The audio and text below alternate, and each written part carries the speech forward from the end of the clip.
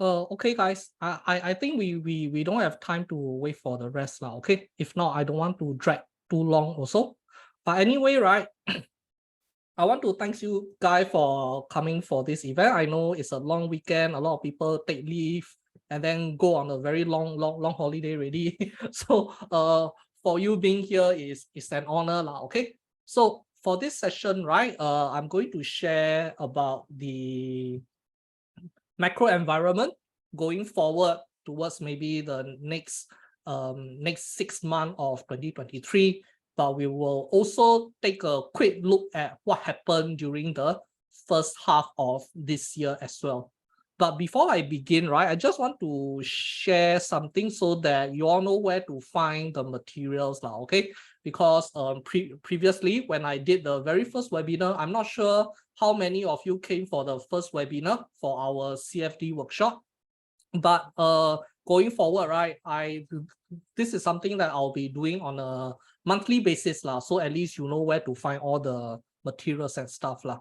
So if you are present in this webinar, I believe that you should have the Discord link.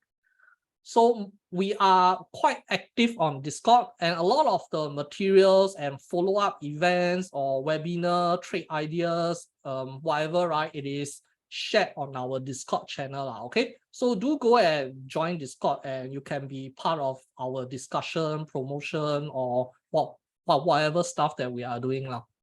So when you join the Discord channel, right, it will be something like this, Nimbus Capital Solution. So if you are not part of our Patreon subscriber, right, you will not have access to all the private channels, okay? But nonetheless, you will still have access to the public area. So this public area is where we will share some of the trade ideas, chart analysis, all this kind of stuff. And one of the channel is CFD by City Index. So anything that is related to CFD, right, we will be sharing here, okay? So for those who missed out the very first webinar, you can actually come here and find the materials here, okay? So you go to the very first link, you'll be able to see this particular link here. If you click on it, right, it will bring you to this page where you can download the PowerPoint for the first webinar that we have. And I do encourage you to go there and download the materials, mainly because they are very useful and they will be able to guide you how to properly manage a CFD account. So any follow-up materials such as the PowerPoint for this webinar and the recording of the video itself, right, it will be uploaded here also, okay? So do join the Discord channel if you are not yet inside this channel. So now let's go on to the topic for today. Wait, give me a while. Sorry if I'm coughing. I'm in the process of recovering from COVID-19. And in fact, it is my first COVID-19 case, like losing my virginity, okay, to the COVID-19. Okay, so let's begin. Firstly, the agenda for today is, as mentioned, right, we will look at the past macroeconomic analysis, what happened during the first half of 2023. And then we will also look at the forward macroeconomic analysis on what could be the possible path forward. And then I'll be sharing two trade ideas number 1 and trade ideas number 2. And I'll also be sharing a long short strategy. It is a strategy that I personally use. And in fact, a lot of hedge fund traders, they also use a long short strategy. And we will have a promotion from our partner City Index also. Do stay for this promotion, okay? Because it is what I will call literally free money promotion now, okay? And then finally we will have a Q&A, so you are free to ask any question regarding the material or the promotion or anything about City Index. Okay, so now let's take a look back at the first half of 2023. What happened? Okay, so if you look at this chart here, this is the chart of Nasdaq 100, or on City Index, it is known as the US Tech 100 CFD, okay? It is on a monthly time frame, and you can see that the decline for majority of the US indices, they start somewhere around early 2022, somewhere around March like that. And if you remember clearly, that period is where the Federal Reserve, they start their rate hike. So they initially started with a 25 basis point hike, and then eventually go to 50 basis point, and then they did 4 rounds of 75 basis point hike throughout 2022. And you can see that the market bottoms around somewhere around the last 75 basis point hike. I believe that's it. That was sometime in September 2022. And then after that, the pace of the rate hike start to slow down. So from 75, they reduce it down to 50. And then the most recent FOMC, there were no hike, but the last hike the FOMC did was 25 basis point hike. I think it was in March or May. I think it was in May lah. Okay. So going forward, right? Currently we have a pause lah, but there is also a possibility of additional 50 basis point hike that is coming in.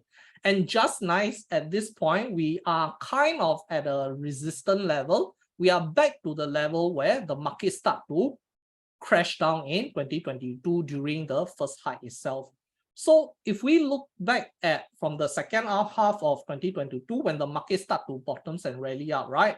Majority of the big cap, the mega cap tech company like Nvidia, Meta, Apple, Microsoft, all these companies, they rally quite aggressively lah. Okay, so if you look at Meta itself, it bottoms exactly at the same time where we have the final 75 basis point high, and then it just rally all the way.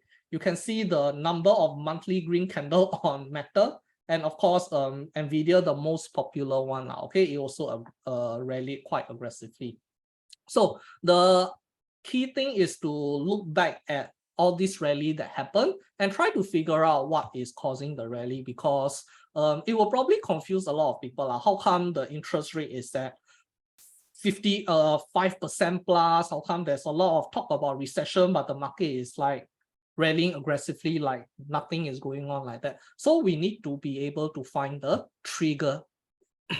Now, let's take a look at the summary of economic projection that was released by Federal Reserve. So this was released on the recent FOMC meeting, which was on the June 14, 2023. They release this every quarter lah. Okay, so they release this report on March, June, September, and December. So for the June one, right, one thing that I have point out here, you can see this box that I have highlighted. You can see the federal fund rate is now increased to 5.6. They haven't hiked yet, but the projection is 5.6, meaning to say that from now until the end of the year, right, the end of 2023, Federal Reserve is projecting to hike another 50 basis points. So currently we are at 5.1. So there'll be another 50 basis point all the way until 5.6 lah. But we don't know when this 50 basis point hike is going to come in. It can be in July, it can be in September, it can be in November or December lah. Okay, but we do have another 50 basis point hike that is coming in. But regardless of this particular piece of information, after the FOMC meeting on June 14, right, the market still kind of rally anyway lah. So we have to kind of understand from Federal Reserve perspective on why they are looking to increase the rate hike by another 50 basis point. Because if we look at the inflation data, right, the United States inflation, it has gone down quite significant. If you look at the peak of the inflation, somewhere around July of 2022, the inflation peaked at somewhere around 9.1%. And currently, the last inflation reading is at 4%. So we have kind of shaved off 5% worth of inflation. So for this inflation data, right, this is what we call the CPI data, Consumer Price Index. And the biggest driver for this inflation, right, is actually lower energy and food prices. We see the crude oil prices going down all the way from like $140 now currently sitting somewhere around $70 like that. Even for food prices, right, from the data, they are stating that food prices are in the deflation. But I mean, if you go to your grocery store nearby, Sheng Siong, I mean, you probably wouldn't notice it lah. Okay, the price is still going up because inflation is still happening. Inflation is still at 4%. It is just that it is not as bad as what it used to be lah. Okay, so don't expect your food prices to decrease in price. It is just increasing at a slower rate. So the thing about energy and food prices, they are actually dependent on underlying commodity prices. For example, the prices of fertilizer, wheat, corn, soybeans, or for energy, right? It is dependent on the crude oil prices. Okay. So all these commodity prices, it is something that Federal Reserve have no control over. They have no control over in maintaining all these commodity prices. So from Federal Reserve perspective, right, they don't really like to look at the CPI inflation data. What they like to look at is the core PCE inflation. So this core PCE inflation, it is also another form of measurement of inflation itself. It is just that they are using different set of data. Okay, so in core PCE, what is not included is the energy and food. These two components are excluded, mainly because it is something that Federal Reserve cannot control. So without the energy and food, right, what is within the core PCE index is the service and rent inflation, basically your housing, okay, plus other service-related inflation like that. So service and rent inflation, right, these are within Federal Reserve control. And by increasing the rate higher, right, we should theoretically see service and rent inflation coming down, and ultimately the core PCE price also coming down. But if you look at the core PCE inflation, what you see is that it is not really declining a lot. In fact, somewhere around this period, the PCE inflation kind of increased, but for a very long time, it has been hanging around 4.5, 4.6, that kind of level. Okay, so this is the reason why Federal Reserve want to increase the interest rate by another 50 basis point high, mainly because the core PCE inflation is not coming down. In fact, the biggest contribution to the PCE inflation is your housing, okay, your housing. And in fact, if you look at the recent housing data, right, they are still very hot. Yesterday, the new home sales price came out, and it was one of the biggest increment in the number of new home sales that is being sold for that particular month. So it's very obvious that the Federal Reserve is very concerned about the core PCE. So if we do not control this core PCE, right, what will happen is you will end up like United Kingdom. So currently, UK is going through a very, very bad period.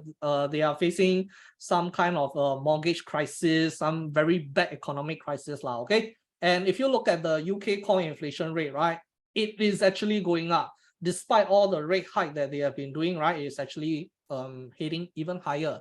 And for those who are very observant, you will probably remember sometime in 2022, UK kind of did a QE because their pension fund is like collapsing, and they suddenly kind of provide liquidity to keep the pension fund afloat. Okay, so because of that, right, the inflation is just going higher and higher.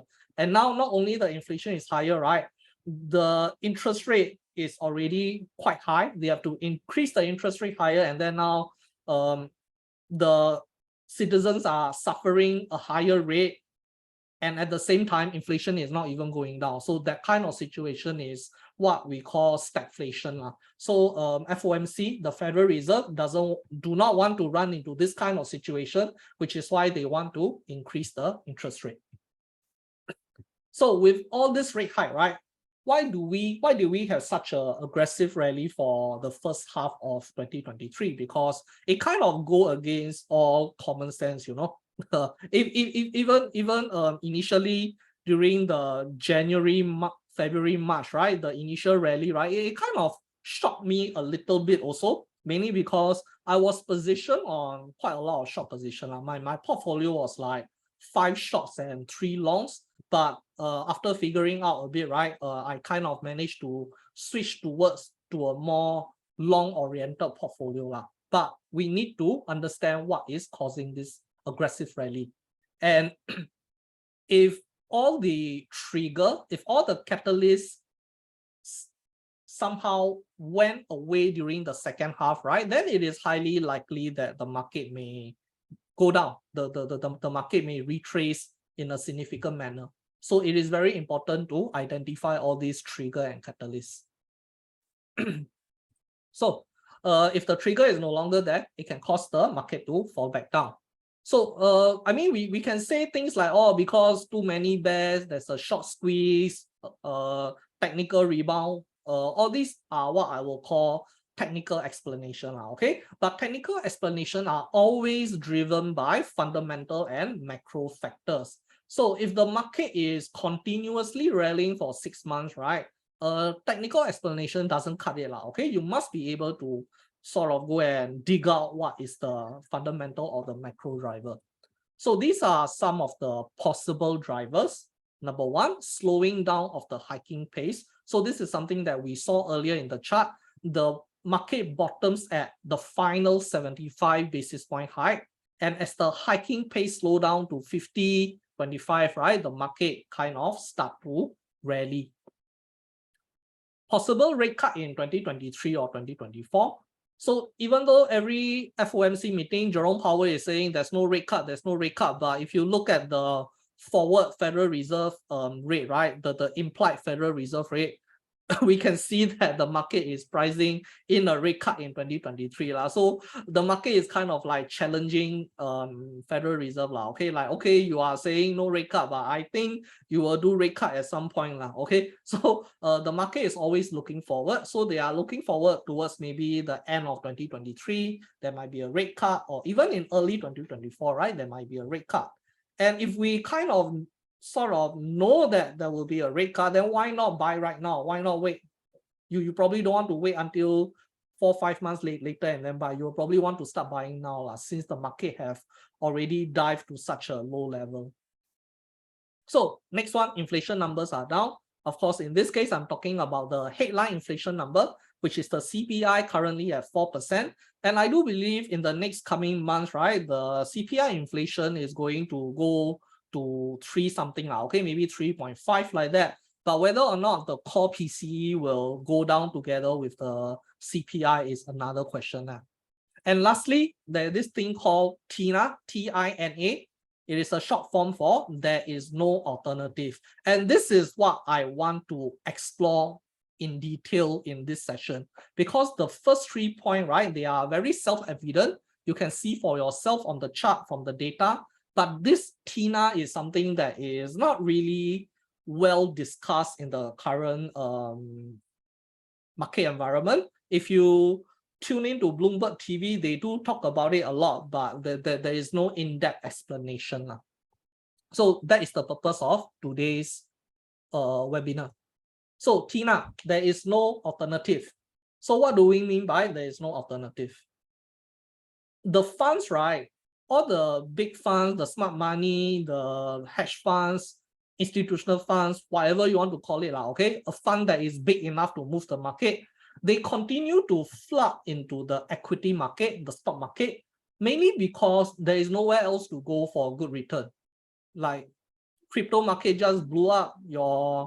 I'm not really well versed in crypto market, but you know all the, don't know, the Luna token the FTX or the 3 arrows. So all these crypto environments start to blow up, right? The funds kind of don't know where to go, okay? So when they have nowhere else to go, right, they tend to go into the stock market.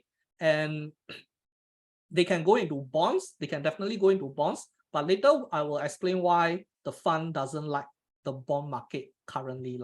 And when funds go into the equity market, right, especially in this kind of high risk environment, the big funds, they prefer profitable, big and safe mega cap companies like Apple, Microsoft.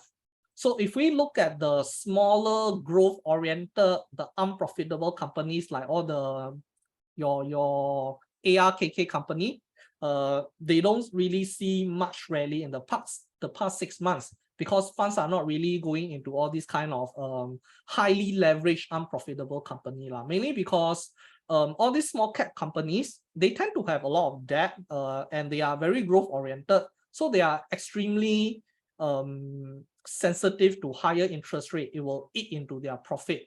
But big mature company like Apple and Microsoft, right, they are already generating a lot of cash flow. They are already making a lot of profit year over year, right? So the big fund kind of prefer the safer mega cap companies. So there is a flight to safety in the mega cap tech. So now let's take a look at the chart. We have this is the past 1 year. So if we look at Nasdaq, the Nasdaq is up about 29%, and S&P is up about 10%. And this is mainly because Nasdaq is heavily tech oriented, okay? Even though SPX, right, the S&P 500, it has quite a significant weightage on the tech companies. It also have big weightage on things like the energy sector and the financial sector. Hence, due to not having as much weightage on the tech sector as Nasdaq, right? You can see S&P kind of severely underperformed the Nasdaq. And the last one, the Russell 2000, this purple line, the Russell 2000 is your small cap ETF, the small cap index. And you can see the small cap index, right? It severely underperformed. Even right now, it is below the zero line, meaning it is still losing money. If you are invested in the Russell 2000 1 year ago, right, you are still losing money. So from this chart, right, we can see the funds don't really like the small cap, but they prefer the big mega cap company. So in order to explore further, right, we need to understand this concept called real interest rate. So real interest rate is simple. It is interest rate minus inflation. For example, if a 10-year government bond is giving you 3.5% yield per annum, but if the inflation is at 4%, then your real interest rate is actually negative 0.5%. Meaning even though your 10-year bond is giving you 3.5% yield, the 4% inflation will eat up, and then you're actually losing money. So if you place your money in a 10-year bond, right, you're actually losing money, okay? So if you remember back in 2022, banks like DBS, UOB, OCBC giving all the fixed deposit offer left and right, a lot of people queuing up, right? They're actually losing money, okay? Because at that point in time, the fixed deposit rate is higher on an absolute basis. It is higher to what it was 2-3 years ago. But if you factor in the inflation during 2022, right, you are not making any money. So even when Federal Reserve aggressively hiked the rate to 5.25%, which is the current rate right now, this high yield, right, it doesn't really entice funds and investors to park their money in bonds because inflation was way higher. And it is just last month that inflation came down to 4%. Before that, inflation was like 5%, 6%.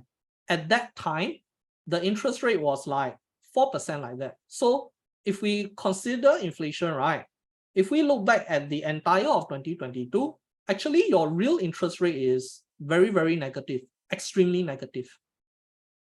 So the rate hike, it is initially supposed to encourage savers. It's supposed to encourage funds or a lot of investors to lock up their money, right?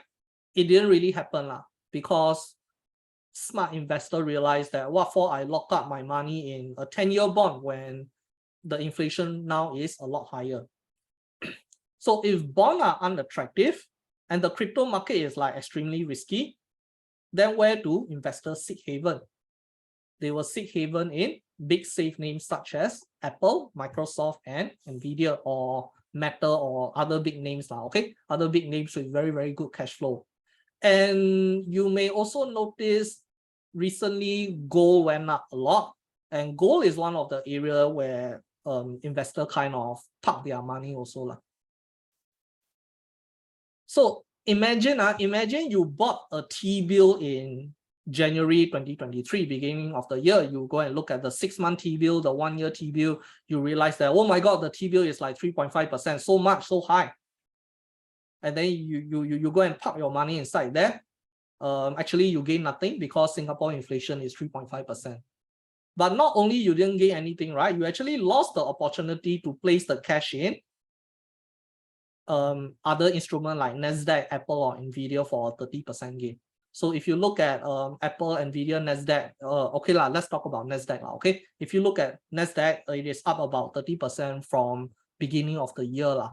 So there is a big opportunity cost that is being lost if you park your money in a T-bill or a 1-year or a 5-year bond. But of course, from a retailer, individual, non-savvy investor, right, we don't really think so much. The only thing that go through our head is, oh my God, 3.5% yield, I'm gonna park my money there. But we don't think beyond that lah. Okay, but if we look at from a big hedge funds and institutional fund perspective, right, where these funds, they are actually reliant on return for their big bonuses. Like all the fund managers, all the portfolio managers, right, their bonus is tied to the fund performance, and they are actually charging all the high net worth investor in order to make money for them. So because of that, right, from a big fund perspective, right, they cannot park their money in all these bonds because it is not yielding any return. It's not giving you positive yield. It's actually giving you negative yield after you remove inflation. So where do all this money go to? They go to the tech companies, the big safe tech companies. So now let's take a look at this chart. This chart here, this blue line here, this blue line that you see here, it is your real interest rate, the real interest rate, okay? And you can see that ever since the great financial crisis, the great housing crisis after 2009, right? We have the QE happening and the interest rate was reduced all the way to 0. And during that period, right, the entire market is in a TINA mode, okay? Mainly because there's nowhere else for the funds to go except for the stock market, because interest rate is at like 0%. And at the same time, inflation back then was like what, 1% or 2% like that. So if you sort of calculate the real interest rate, right, is actually basically not giving you any returns, okay? But if you look back at the recent real interest rate, it is even worse.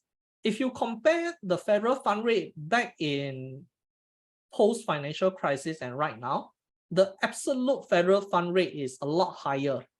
Okay, we are currently now sitting at 5%. 10 years ago, it is somewhere around like not even 1%. But the real interest rate is like record low. It is at -6%. And this is because during this period, the inflation was at 8 to 9% like that. And at that point in time, your federal fund rate was like 3%. So your real interest rate is actually -6%. So if you actually invested in T-bills and bonds during this period, right, somewhere around end 2021 or the entire 2022, right, you actually lost a huge chunk if you look at it from a real rate perspective. Like it's actually at -6%. So for this entire period, right, fixed income remain unattractive. So however, as inflation decline, for the past few months, inflation is declining rapidly. But at the same time, Federal Reserve is also, they have intention to raise another 50 basis point hike. Okay, so what you can see is that beginning of 2023 all the way upwards, right, you can see the real interest rate kind of becoming closer and closer to 0%. So if eventually, if the real interest rate become positive, it goes beyond 0%, or it goes all the way to 2%, right, then it will make the bond become more attractive. The market will switch from TINA to TARA. There are reasonable alternatives. bonds will become attractive. Then maybe we may see funds reducing their holding from overbought big tech, and they will rotate into bonds, because now, if even after accounting for inflation, right, the interest rate is now positive. So we have to monitor this very closely. If it starts to cross above zero, right, you may want to be a little bit careful on putting your money in the stock market, okay? Because now there are other alternatives. So I can't really exactly tell you, oh, once is immediately cross zero out, dump your stock. It's not like that also. I mean, nothing is so specific, okay? But we have to we have to monitor this real interest rate trends. So I want you to look at this period here. This period in 2015, 2016, where the real interest rate kind of went above 2% for a very brief period of time, okay? This little period. And if you look at the stock market during that period, S&P 500, right? You can see that during that period, there was a sudden big rotation into bonds, mainly because during that small brief period where the real interest rate was positive, a lot of investors, they want to lock up the bond yield. They want to lock up the 10-year bond or the 20-year bond or whatever, okay? So they try to take profit on their stock position, and then they rotate the fund into bonds. So we may see similar price action if the real rate start to go toward the 2%, okay? So TINA is not something that I anyhow come up with. If you look at Investopedia, right, it is an actual thing. The TINA effect. You can go and kind of like read up about it. So let's take a look at the forward, okay, the forward macroeconomic analysis. So this is the forecast for United States for some of the macro indicators. Firstly, by the fourth quarter of 2023, right, you can see that inflation is projected to deflate to 3%. So currently now we are at 4%. By the fourth quarter, right, it may go down to 3%, okay? And the interest rate is projected to go up to 5.75. And you can see the 10-year bond yield, the 10-year government bond, it is projected to go up to 4.08. Now, if we have a government 10-year bond giving you 4.08 yield, and the interest rate is at 3%, right? Then your real rate is actually positive already. It is positive 1.08, okay? But these are all projections. The actual number may differ, but it is something that we want to keep in mind, okay? It is kind of headed towards that direction. And what this means is that, ironically, right, a decline in inflation, it can actually lead to a market sell-off, okay? So, I mean, it is common sense that, okay, inflation come down, market should rally, but I mean, that there could be this case where inflation decline, but market also crash because now all the funds are rotating into the bonds, because now the bond yields are very, very high. A lot of investors want to lock in. So if this ever happen, and all your friends, your family, relative become very confused on, hey, how come inflation went down, but inflation went down to 3%, but the market is crashing, I'm so confused. You can tell them this, okay? And finally, the quarter 3, 2023, the GDP is projected to contract. It is projected to go negative. The growth is going into negative. So normally, right, okay, not always, normally, when GDP contract for the quarter, the stock market tend to perform negative for the same quarter also. So if we look at the 3-month chart for stock market, right, and if we compare to those periods where the GDP growth is actually negative, you will see that there's a very high correlation. It is not 100% correlation, but it is significantly high correlation where the stock market will also decline. It will also return negative return for that particular quarter. So this is something that we want to keep in mind also. So with all this information, right, let's explore our first trade idea. It is, I mean, it is good to analyze this, analyze that, but at the end of the day, right, whatever stuff you analyze, right, you must be able to convert them into a trade idea and then make money from it. Okay. If you are not making any money from all the things that you analyze, right, then you are basically not doing anything. Okay. So the first trade idea is we are looking at the Nasdaq. Okay. So this is the Nasdaq CFD. Currently, it is on a 4-hour chart. So what you can see here, okay, by the way, this slide was done on June 27. I know yesterday Nasdaq rallied quite significantly, okay. So it is not reflected here because this slide was done before that, but anyway, I also included there could be a possible retest here, okay. But let's kind of break down this chart. So during the June FOMC, right, the FOMC revealed additional 50 basis point hike for 2023. So we already, by then, right, we already know there will be additional hike. But initially market came down. Then after that, it didn't care, okay. The market didn't care. It kind of continued to rally higher. And then during the half-yearly Congress testifying, right, Jerome Powell reiterated that there will be a possible rate hike, and then market kind of spooked a bit. It came back down. But when we reach back to this FOMC dip buying level, right, the dip buyers came back in and tried to defend again, and then the market kind of went back up. But a few days ago, the market broke through this level, broke through this dip buyer level. But by yesterday, right, it kind of recovered back again. So it is kind of retesting this high here, okay? It is kind of retesting this high here. So I'm not sure how the market will go later today. Jerome Powell is speaking also, so it is good to monitor the Nasdaq for today and tomorrow also, because Jerome Powell is speaking on both days. So now let's look at the technical indicator. The price is still above the moving averages, okay. So I have a 20 days moving average and a 40 days moving average. You can see the price is still very, very healthy uptrend.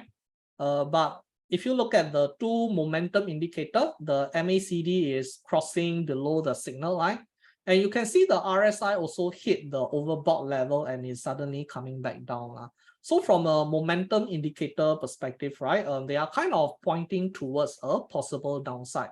But from the trend technical perspective, the trend is still up. So this kind of setup, right, it is not good to suddenly place a very big short position because you are trading against the trend. The price is still above the moving averages, so you don't really want to go and play all-in kind of move. But you may kind of put a very small position, a very small starter position, and as the downtrend become more and more obvious, the price start to go below the moving average, start to break support, right?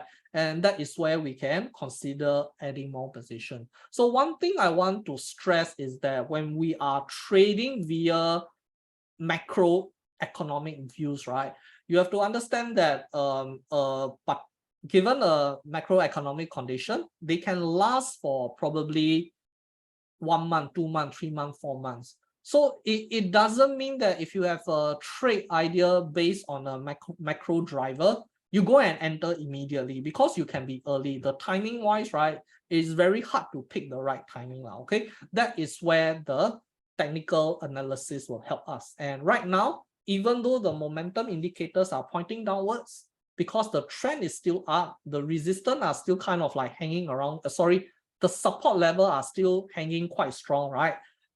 You do not want to go all in. You want to kind of monitor a bit, and once all the macro data come out and the stock market is finally responding, only then you will place a bigger position. So now let's dive a little deeper into the technical itself.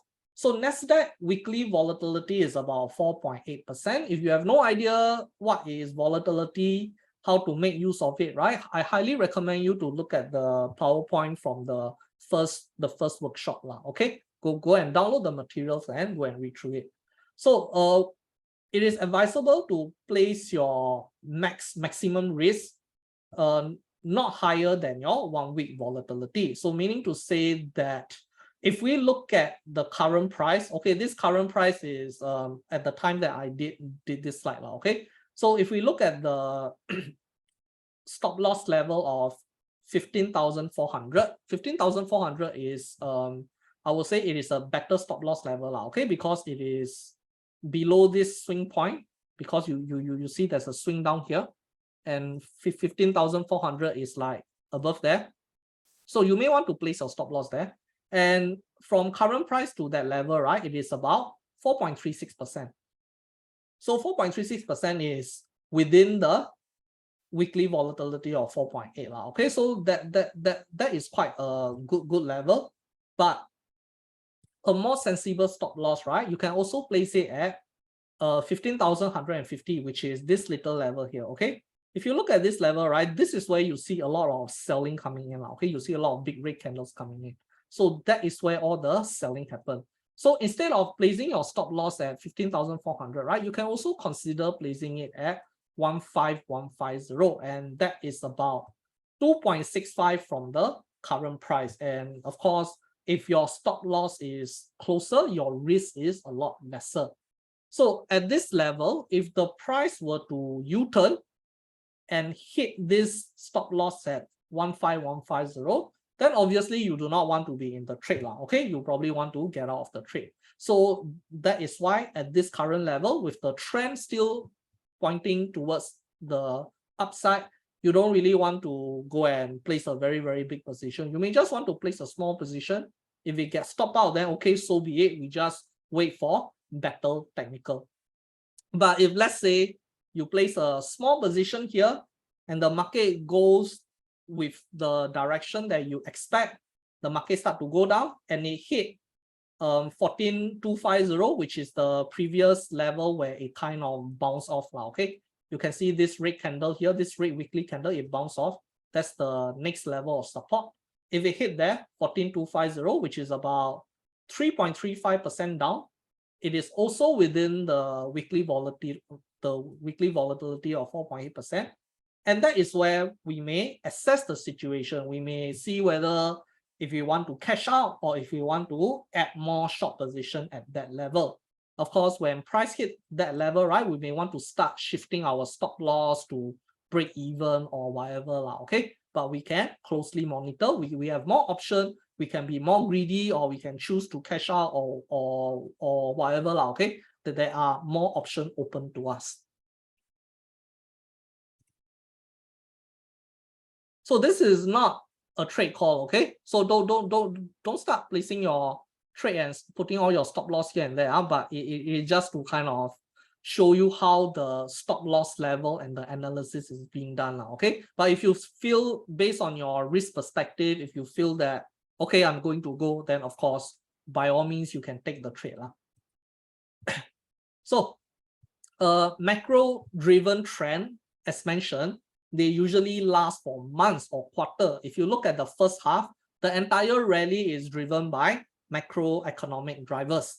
And you can see the entire rally lasts for 6 months. So if we were to see a market downturn that is driven by similar macro factors, right, we may see the next 3 months market kind of going sideways, or the market may start to decline.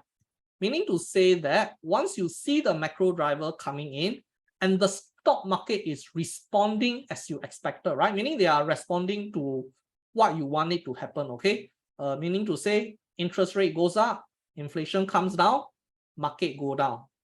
Only then you will want to keep adding to position.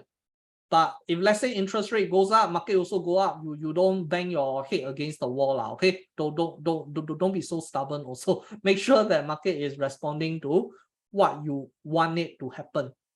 So once you see the market responding to the macro drivers as you have projected, what you can do is you can continuously keep trading the trend. It is not a one trade deal. So this trade idea, right, is not like trade one time, hit TP, and then heck carry. No, you can continuously keep adding to the trade, or keep entering in and out until either there is a macro trend shift. You keep milking the trend until there's a new macro trend shift. For example, a rate cut come in, or if there is a technical shift where you see suddenly the market go into a oversold mode, or suddenly the market is the price is shifting back up above the moving average, once you see those kind of stuff, right, then you may want to kind of like hold back on adding more positions lah. So use weekly volatility as a stop loss and target guide. So once again, right, there's more information on weekly volatility in our first webinar PowerPoint. So catalyst, do we have any catalyst that can cause the market to behave in the way that we expect? Do we have sufficient catalyst going forward? Yes, there are. We have PCE inflation coming this Friday. So if we see PCE inflation going down and the federal fund rate is projected to go up, and the moment we see the data come out and the stock market dive, then we know that, okay, our analysis is correct. Our macro projection is correct. And that is where you will want to enter your position. Or that is where you want to add on more into your current position. And we have the CPI data in July 2nd week. And we have the FOMC on July 25th to 26th. And then we have the earnings season coming in, the banks and the big tech coming in from 3rd week July onwards. So you can see we have 2 catalysts coming up 2 weeks from now, and we have more catalysts coming up towards the end of July. So within the next 1 month, right, we do have sufficient catalysts coming in. So this is where we may see the movement that we want, and we can take the trade. So you may want to bookmark all this date, and you may want to pay very good attention to how the market is responding. And then when it responding to the way you desire, you can start taking the trade. So of course, the important thing is what if we are wrong, okay? So whenever we come up with a trade idea, macro thesis, we always need to consider what if we are wrong. So what are the things that can happen that make our analysis wrong? For example, there are 2, macro and technical. So for example, right, if we enter a position right now and then Nasdaq continue to go up, it hit the stop loss at 15,150, you are stop out of the trade. This is a technical, we are wrong from a technical perspective, okay? So when this happens, right, it doesn't mean that our macro analysis is wrong. It just means that we are early into the trade. So what we can do is we just take that small loss, which is the reason why we shouldn't be going all in at this current stage of the technical. We just take the small loss and then we continue to monitor the market until the trend goes in our direction. It can be macro-driven factors. For example, inflation goes lower, but Federal Reserve choose to pause also, meaning to say that even though inflation is going down, the yields are not going up. In fact, the yields may start to come down. So when the yields is going down, along with the inflation, right, then you are still going to have that negative real interest rate, okay? So your real rate is not going beyond zero already. So that will still encourage big funds to place their money in the stock market. The job and employment data remain strong, and then the soft landing is succeeded. So meaning there's no negative GDP for the 3rd quarter. The GDP remains strong for the 3rd quarter and market continue to rally. It could be possible. And we have all the manufacturing, service, and consumer data. They start to rebound significantly because the economy is improving. It could trigger the market to continue to rally. So how do we protect ourselves against a wrong analysis? And the thing is that, of course, we can say things like, okay, if we are wrong, then we stop loss, we take the loss, we take the small loss, and then we don't trade really. But we also have to consider from an opportunity cost perspective, because if the market continue to rally and we are sitting there waiting to short, right, then we are missing out on the long side, okay? So how do we not only protect ourselves, but also not miss out on the long side? So if the bull market is intact, then the rally, right, theoretically, it should spill over from mega cap to the mid cap and the small cap. So the fund should start to rotate from the tech company to the discretionary and to the industrial sector. We should see the entire market rallying together, not just the big tech. So as such, right, we can actually position ourselves by playing long on the Russell 2000, the IWM, which is actually the small cap ETF. So now let's take a look at this in detail. Okay, so what I'm saying now is you can actually play a short position on the Nasdaq. At the same time, we also play a long position on Russell 2000. So you have a long short position. So now let's explore that a little further. So during 2022, right, when the market crashed due to the rate hike, you can see that the Nasdaq was down about 33%. Okay, the Nasdaq was down about 33%. During that period, Dow Jones was down only 9%, mainly because Dow Jones is not really tech heavy. In fact, Dow Jones is very defensive. Okay, it has a lot of mature defensive company. But if you look at the Russell 2000, which is the IWM, it is down about 21%. So not as bad as the Nasdaq. So imagine that you have a Russell 2000 long position and you have a Nasdaq short position. And going forward, the market crash. And if the market crash, what you will see is your Nasdaq short, it will profit more than the loss that you are taking on your Russell 2000 long. Meaning to say that you will still be net profit. Highly likely, okay? Highly likely you will still be in the net profit. But of course, as we are not going to hold these two positions forever, okay? At some point, once you see the market crashing, your Russell 2000 start falling, right? You will probably cut your Russell 2000 at some point, but you are going to continue to hold on to your Nasdaq short. And of course, you can add more position on your Nasdaq short and just let the short run while you cut your long position earlier. And that is where you can actually get more profit on your short, and then you just cut the long early. What if the market rally? So now, as mentioned, right, if the market is legitimately in a bull market, right, we should start to see the small cap rallying as well also. So looking back at the 2020, the mega rally that we have experienced, if you look at the Russell 2000, if you compare Russell 2000 and the Nasdaq, right, eventually they both end up same, okay? They all end up similar if we look back 1 year ago. But if you look at the initial stage, Russell 2000 actually outperformed. Okay, it kind of outperformed the Nasdaq. The only reason why it kind of fall earlier is because during the October 2021, November 2021, right, we have all this news about rate hike coming in, and then actually Russell 2000 fall down first before the Nasdaq. That's why it's equal. But if we look at the early stage of the rally, right, the small cap will, most of the time, it will outperform the Nasdaq. So once again, if we have a long position on Russell 2000 and a short position on Nasdaq, and we see all this fund rotation happening, what is going to happen is that your Nasdaq short, it will definitely lose money, but you are making more money from your Russell 2000 long. It will outperform your Nasdaq loss.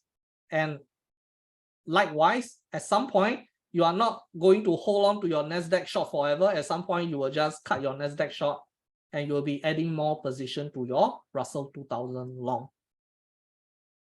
Okay, so if we take a look at the Russell 2000 chart right now, currently it is showing downside. If you look at the recent price action, it is coming down. And the momentum indicator are also kind of pointing towards the downside. Okay, it's the MACD like want to cross over like that. The RSI also coming down.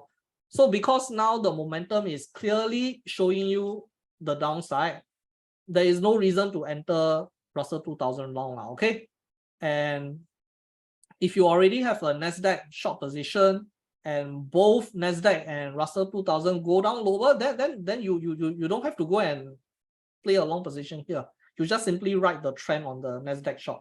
Okay, until the indicator and the momentum on your Russell 2000 start to show positive, right? Only then you take the Russell 2000 long.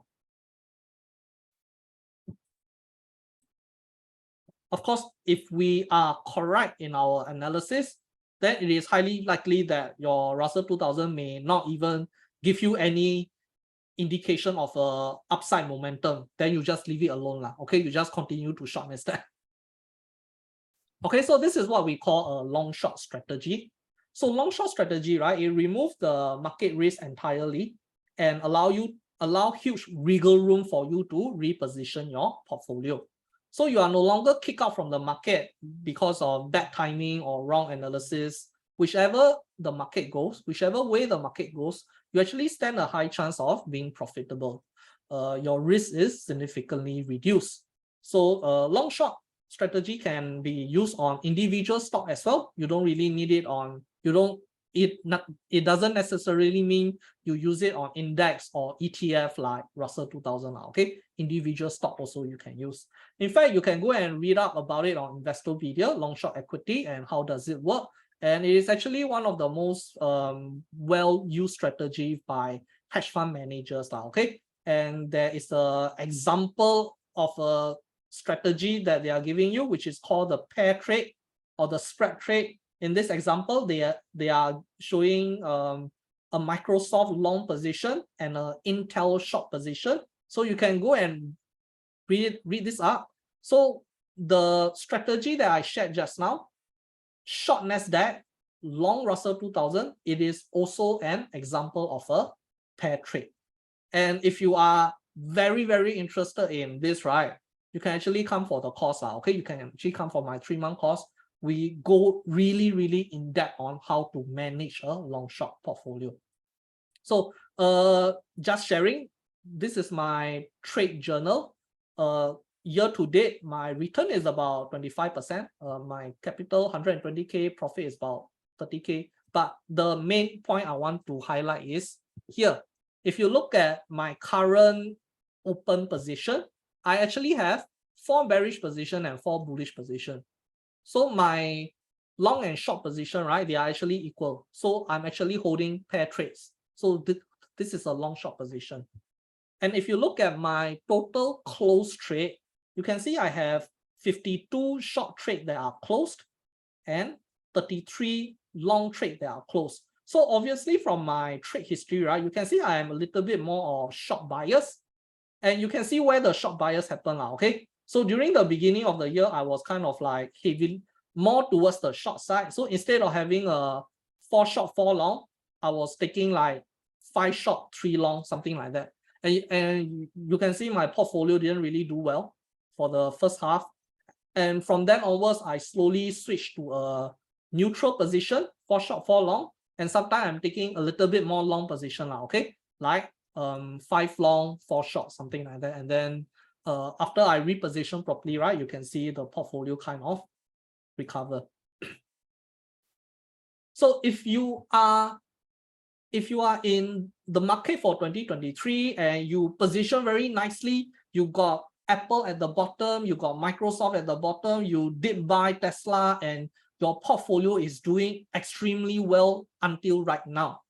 But the thing is that if you have a full long position portfolio, right, what if towards the second half of the year, the market start to fall? So during the first half, Nasdaq went up 30%. So let's say your portfolio also went up 30%. You enjoy the ride. That is a very, very good, very respectable trade. But what if during the second half, right, you are still holding onto all those long position and market start to go down, right? Then you may actually end up losing all the profit that you have gotten now. Okay, so that is the risk of a full long portfolio. But for a long short portfolio, the thing is, it doesn't matter in the second half market up or down, right? I will still have short position, I will still have long position, and overall, the portfolio will still make what we call absolute profit. Absolute profit in the sense that we don't really care where the market is. And this is what we call market agnostic strategy, meaning we don't care where the market goes as long as whatever we are buying and selling, the profit outperform the loss, then we are good. Okay. So hedge funds, right? They are hedge fund because they are always hedged against the market through long short position. So they are not called hedge funds for nothing. The entire fund is hedged against any kind of market movement. Okay, so going back to the long short strategy, right? If you came for the first webinar previously, we have actually kind of shared two possible trade, and it's actually a long short strategy on Block and Starbucks. So if you look at Block, this was the trade idea that we shared. It actually went up from the current price back then, and it went up about 11%, 11.63%, which has exceeded the 1 week volatility target of 10%. So if you also look at Starbucks, right? Starbucks previously, it was on a very strong uptrend, and I was looking at the support level at 104. If the 104 level is broken, then it is good for a short. So Starbucks was a short trade. So ever since then, Starbucks from 104 went down to 96. And it actually went down about 7%. So 7% is a lot higher than the 1 week volatility of Starbucks now. Okay. In fact, it exceeded quite far, well beyond the 1 week volatility, meaning to say that we are actually gaining more profit than what we have projected. Okay, so this is an example of a long short strategy on individual stock. And in fact, these two stocks, they are one going up, one going down during that same period. Okay, so it is not like both go up and then both go down. In fact, one up, one down. So if you choose your long and short properly, right, you can always end up in a position where you are making money on both ends. So you don't really need index and index. You don't really need stock and stock. You can also do a index and stock long short, which is perfectly fine also. So one of the idea that I can share here is Target, TGT Target. It is a stock that is driven by discretionary spending.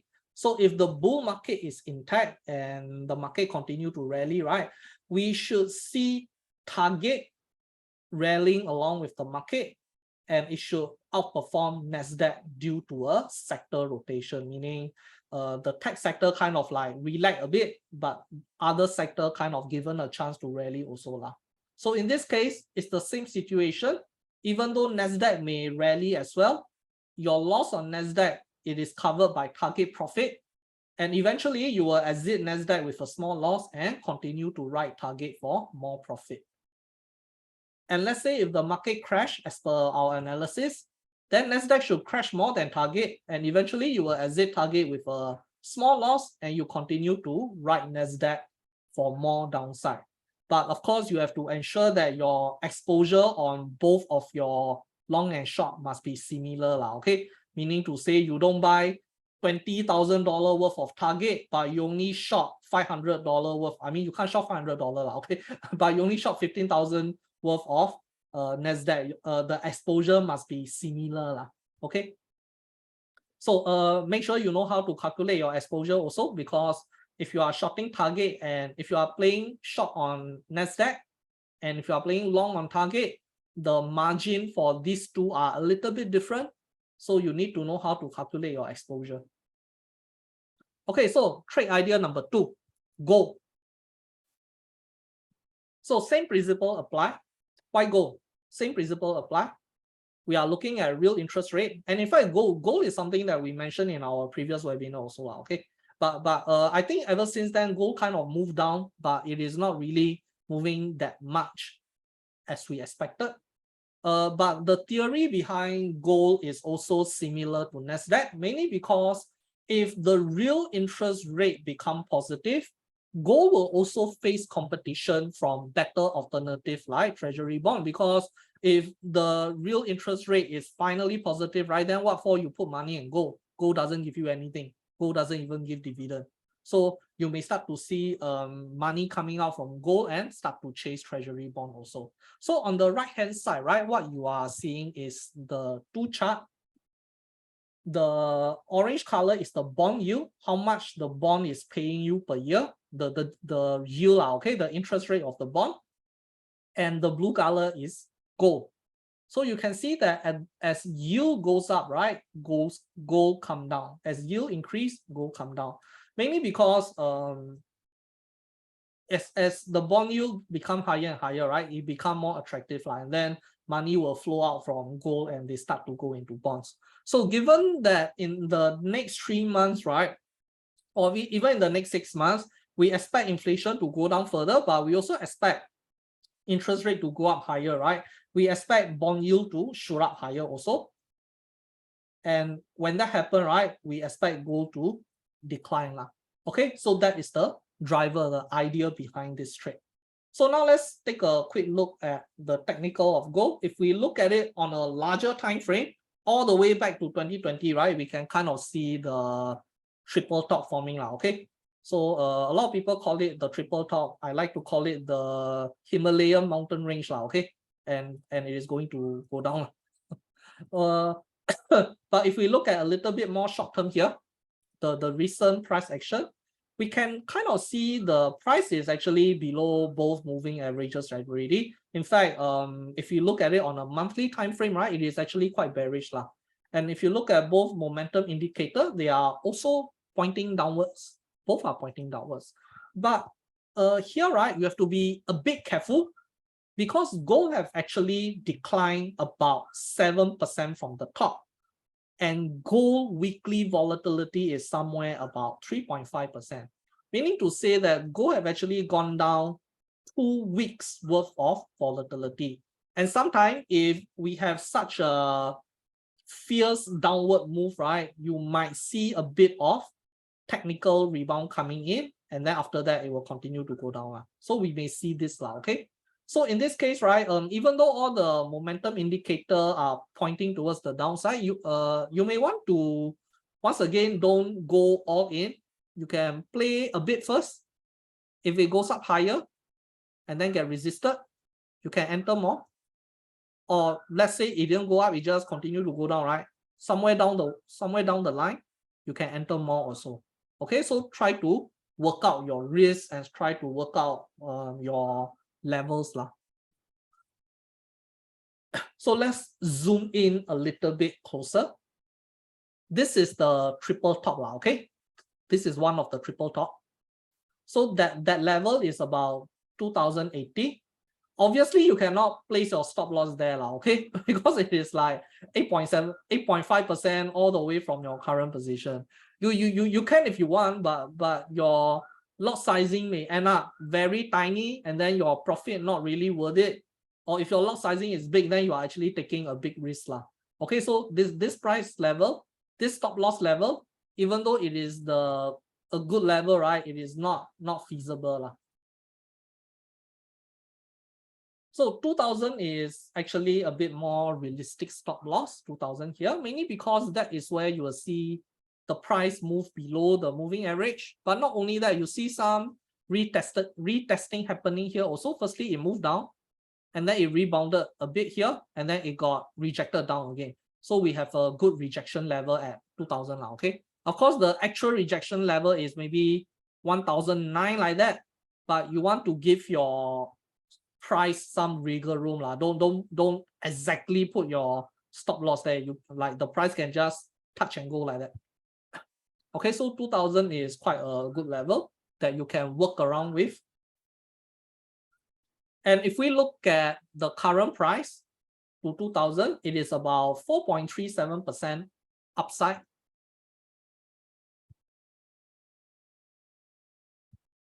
Okay, so from current price to 2000, right, it is about 4.37% upside, which is slightly higher than gold weekly volatility. Gold weekly volatility is about 3% like that, 3.5% like that. So as I mentioned, right, if gold have already dropped like 7% from the top, right, then you may kind of expect a bit of rebound coming in now, okay? So you may want to wait for the price to recover to 1950. And then when you place your stop loss at 2000, you are now only taking 2.57% risk, which is slightly better compared to 4.37. Or you may play, like I mentioned earlier, right? You can actually play a small position here first. If it goes up and then come back down, then you can add your second position here.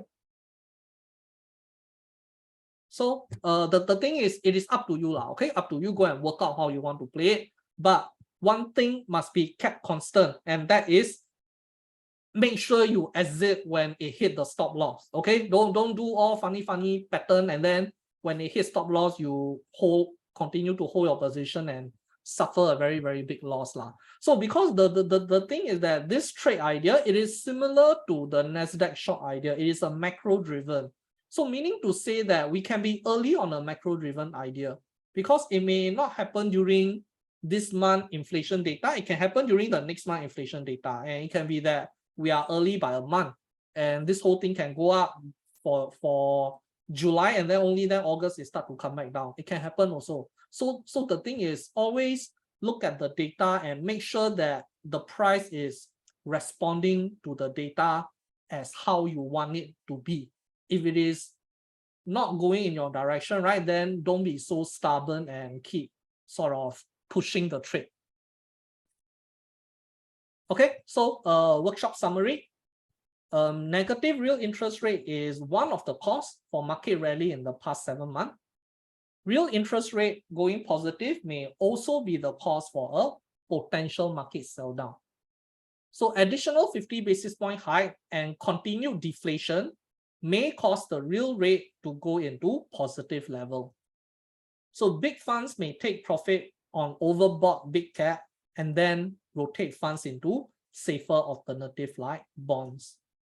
So Q3 2023 GDP, right, it is projected to contract, which may also be a trigger, encourage fund rotation from risk asset into fixed income.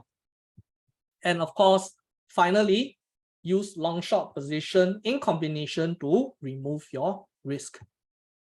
Okay, so that is the end of our workshop. So please stay on for from our partner City Index, because he's going to share with you some promotion, okay, and it's like what I mentioned, right? It is a literally free money promotion, okay. Wait, let me pass it to him.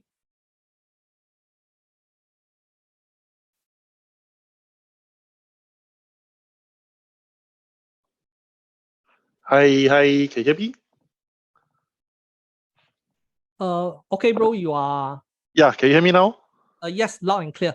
Okay, let me share my screen first so I can share with you guys, Yeah. and also to guide you guys on the just now Zor mentioned on the Nasdaq, basically how to place the trade using the platform itself. So Hey, Sean, sorry, hey guys, after Sean share his stuff, right, there will be a Q&A, okay? So if you have anything to ask, please stay on until then, lah. Okay. Thank you. okay, let me 1 second. Okay, so hold on, I see whether I can share with you guys. Okay, so can you see my screen, by the way? Can I? Okay, so this is the promotion that we are running. Firstly, City Index is actually the CFD trading platform. So why is this promotion ongoing, right? Because just now, I think Zor mentioned about trading on the indices itself, right? So people who trade indices with us, this is the promotion that we are running. If today you open for new account user, if you open an account with us, deposit 4,000 and doing 40 opening trade. I will show you guys how to do it later through the platform itself. You guys will get $408 bonus, cash bonus that is withdrawable. All right. Of course, there's other terms. It's like when once your live account open, you need to place at least 40 trade within the first 40 days. But these 40 opening trade, all right, people who never trade indices before can listen carefully. Because if you are trading indices, there isn't any commission at all. It's only basically on the spread itself, and you can trade the minimum size up to you.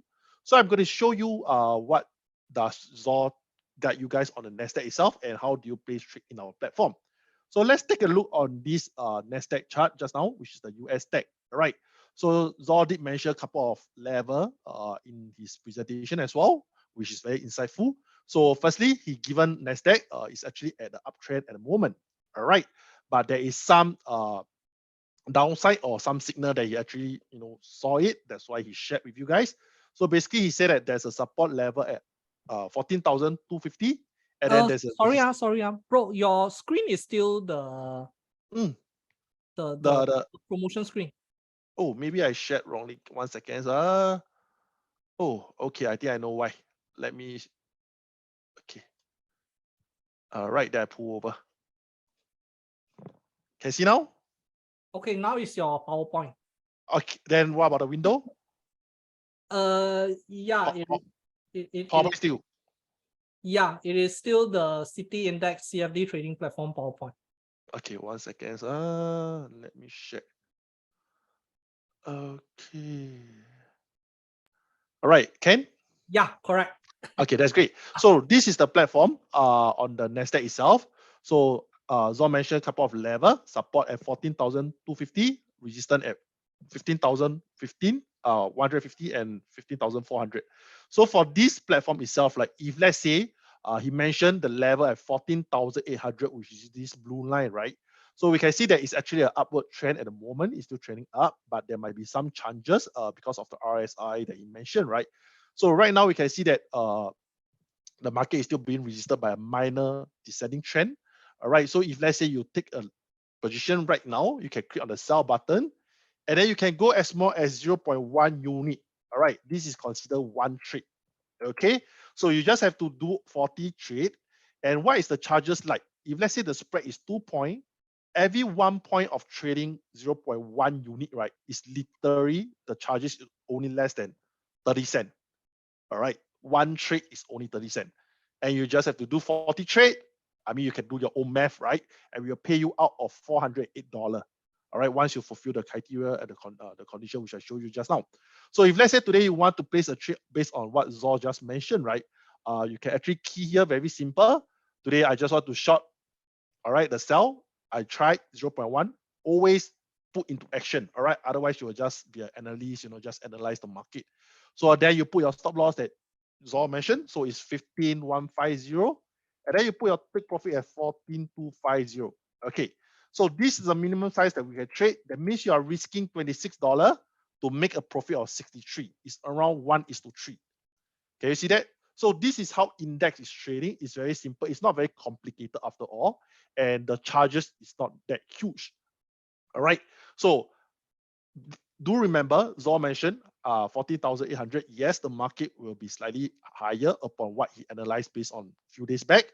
But it might also give you an opportunity that you're actually shorting at a better price than Zor, right? Maybe Zor at the 14,800. So always respect your stop loss level or your resistance level. As long as it's well protected, you are well protected as well. Of course, throughout the whole platform, there will be a walkthrough. If let's say you decided to open an account with us, I will give you guys a one-to-one walkthrough later. I mean, we will arrange a date lah. All right. So that is the promotion that we are running for this 40th anniversary promotion. So hopefully you guys can grab it.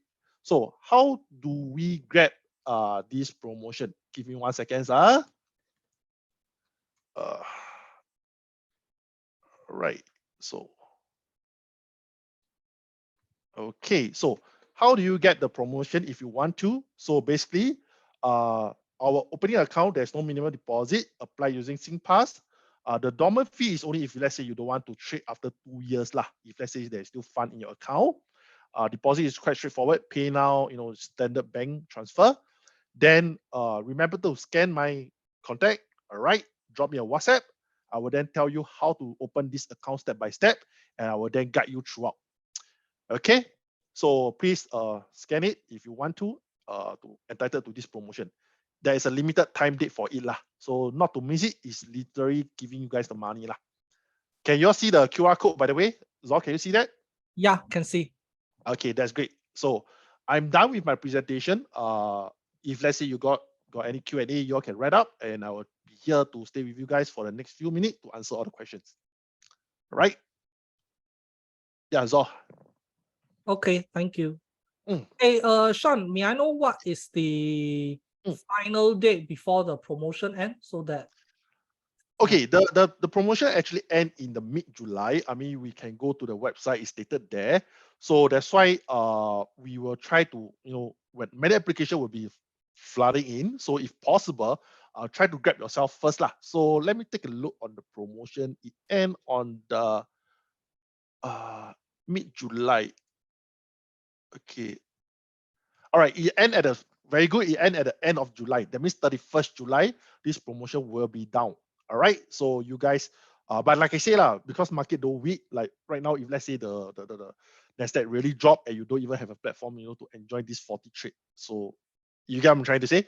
So grab as soon as possible if you want to. Hi, can you hear me? Yeah, can. Okay. Okay. Thank you. Wait, let me reshare my screen. Bro, can you stop share your screen so that? Sure. Let me answer a couple of questions someone did ask. Yes, this is actually for new account user. But if you have existing account that is many years back, right? The account might not be valid again. So what I would suggest is that drop me a text. Let me check when is your account open. If let's say it's recently open, right? Yes, you might not be entitled to it lah. But there are other promotion for existing client. Do text me. I will let you guys know as well lah.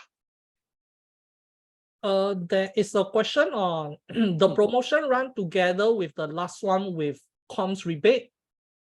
No, because you are only entitled for one promotion. So I believe the first batch that you actually, we do the webinar, right? Previously, I did offer the rebate promotion. Actually, that is a very fantastic promo compared to this one. And that one we are no longer running anymore. All right, people who are enjoying the previous promotion one with a limited time one, right? That one is way better, to be frank, because that one lasts for 1 year. This is just a short term. You get what I'm trying to say? So if let's say you are trading perpetually, actually that one bring you a greater benefit. But for current user, existing one, current new user today, right? Promotion run differently. We never know. So this is the best I can say right now because it's a 40th anniversary. All right. So grab it if let's say you do not have any City Index account. Okay. So the contact detail for Sean, right, who is our City Index contact, I will provide you guys the contact through email and the Discord channel. Okay. So if you are interested, you can look at your email. I will email you his contact, or you can just go straight to Discord also. Okay. So sorry, let's continue a bit before the Q&A. Okay, so if you are new to CFD trading, right, you can look at all these CFD trading resources from City Index website. I have looked through them and they are very straightforward, very easy to understand. Okay, especially the margin and leverage. I highly encourage you to go and read up a bit. Okay, if you want to play around, you can download the demo account. But of course, if you to be eligible for the promotion, go and sign up first, and then you go and play with your demo account. Okay, there's also platform tutorial on YouTube that is created by Sean. You can go and take a look at it also. And this is our Nimbus Capital Solution community. We have a Discord channel where we share a lot of stuff. Okay, a lot of discussion, YouTube video, trade ideas. And as mentioned, right, we also have a 3-month trading course. So if you are interested in more in-depth about how to successfully manage a long short portfolio like a hedge fund trader, right, do consider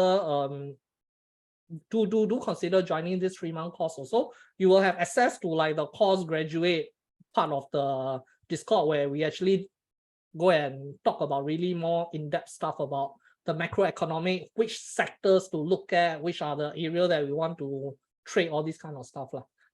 Okay, so these are all the channels that we have where you can contact with us.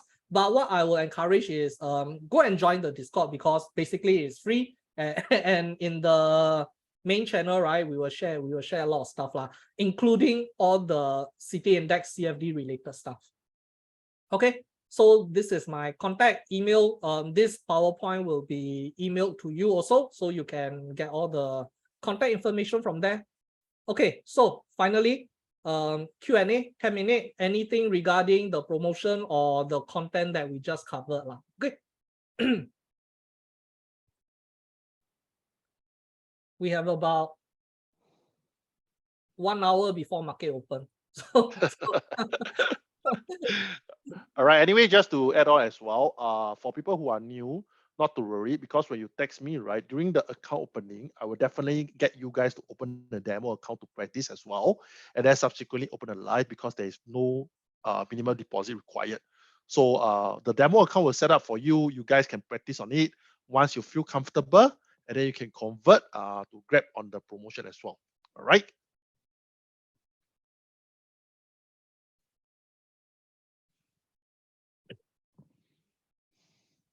Just to share something recent, okay. Yesterday after US market close, we have the Biden administration want to ban some chip related stuff, and we can see both both Nvidia and AMD dropping quite significantly before the market, okay. And later Jerome Powell is speaking also. So these are what we call catalysts, and this kind of catalysts are the one that is going to push the market whichever direction. So you do want to pay attention to this kind of news.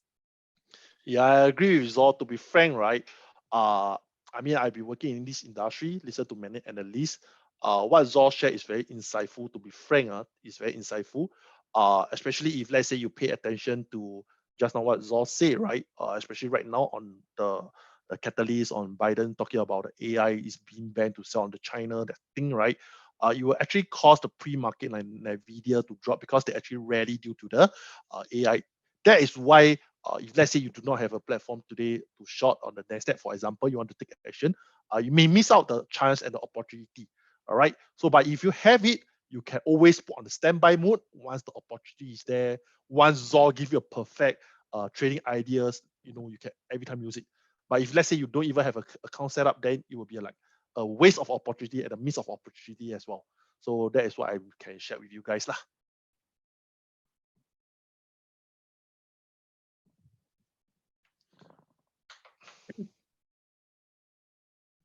Okay, so yeah, now it's a Q&A. Don't be shy. Yeah, just ask.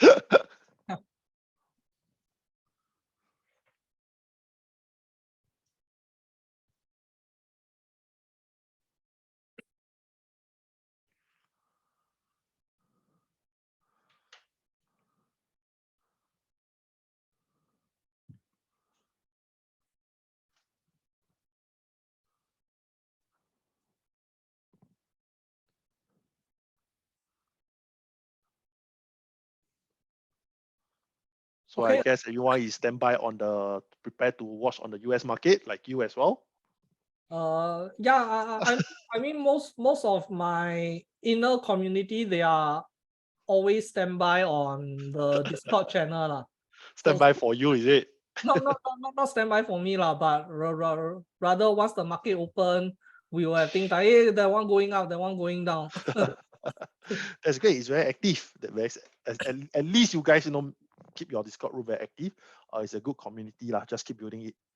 Yeah, mainly is I'm the one that is usually sharing but whoever active see it, they will jump in, comment also. That's great. That's great. So I guess there's no other questions. So are we good? Yeah. Okay. So if there is no questions, right? Once again, you can always contact me on Discord. That is where I will respond the fastest. If you email me on Facebook or like you DM me somewhere, right? My response might be a little slow okay. So always find me on the Discord channel. Okay, once again, thank you for attending. And like I said, right, I will try to make this a monthly thing okay, where we will share some insight and share some trade ideas. So at least you guys have a direction of what's going on in the market Okay, guys, thank you. Thank you, Sean. Thank you, Zor. Thank you, everyone. Have a good evening. Bye-bye. Bye-bye.